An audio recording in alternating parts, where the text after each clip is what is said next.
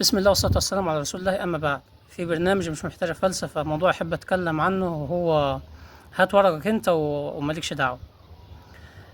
في مراحل حياتك هتقابل ناس وهتتعرف على ناس، سواء كانوا مثلا قرايبك أو أصحابك أو معارفك. بتحتاجهم مثلا في خدمات معينة يعملوها لك، أو مشاكل معينة يحلوها لك. سواء مثلا بتحتاج مثلا خدمة، انك مثلا عايز وظيفة او عايز تعمل مشروع او عايز تعمل مش عارف ايه، او تجاب لك مشكلة مثلا، مشاكل في المشروع اللي انت عامله او مشاكل في حياتك عامة. بتلجأ للاشخاص دي، سواء كانوا زي ما قلت قرايبك او اصحابك او معارفك، انهم يحلوها لك او يساعدوك في تحقيق المصلحة اللي انت عايزها. بس الناس بتبقى انواع واصناف. ازاي؟ في نوع يخدم، سواء مثلا اصحابك او معارفك او قرايبك، في نوع منهم او صنف منهم ممكن يخدمك في الحاجه اللي انت عايزها او في المشكله اللي انت عايز تحلها.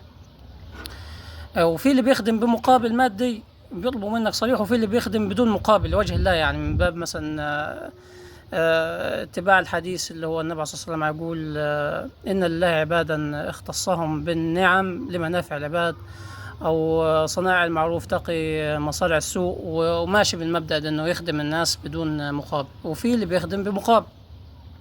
وفي نوع تاني يبقى مثلا هو حاسس إنه عايز يخدم أو عايز يقضي المصلحة بتاعتك، أو عايز يحل لك المشكلة اللي أنت واقع فيها، بس بيعمل قصارى جهده وفي الآخر ما يخدمش، لانه هو مثلا مش ما عندوش سلطة او ما عندوش اي امر يساعد في انك تاخد المصلحة دي او انك تحل المشكلة دي.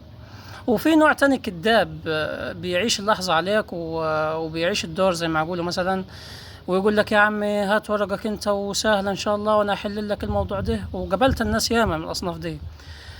وبقريبك او صاحبك او معرفة مثلا، هات ورقك انت وسهل ان شاء الله، ده انا عاينك في النيابة، ده انا عاينك همسكك وزير بكره، ده انا همسكك مش عارف ايه، ده انا معايا قريبي والله، ده انا عينت 15 واحد عشان لوجه الله تعالى ومش عارف ايه، ويهيص عليك كده ويعشمك على الفاضي.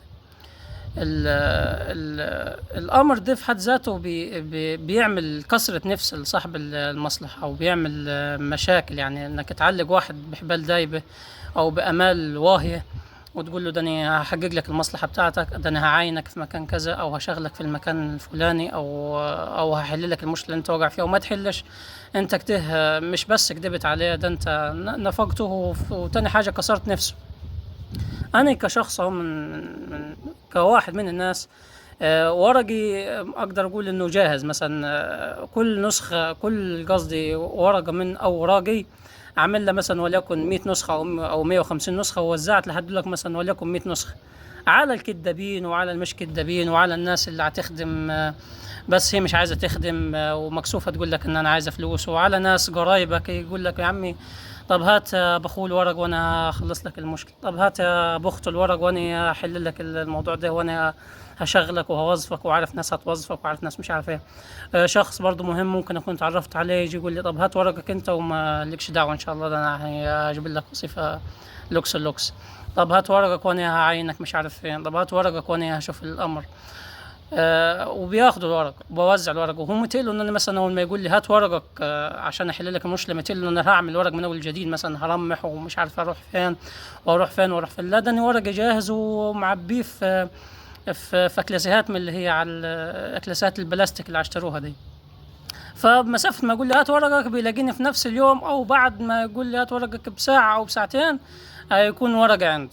فيلاقي نفسه هو خلاص اللحظة اللي كان عايش عليك اختفت أو خلصت في الساعة أو في الساعتين.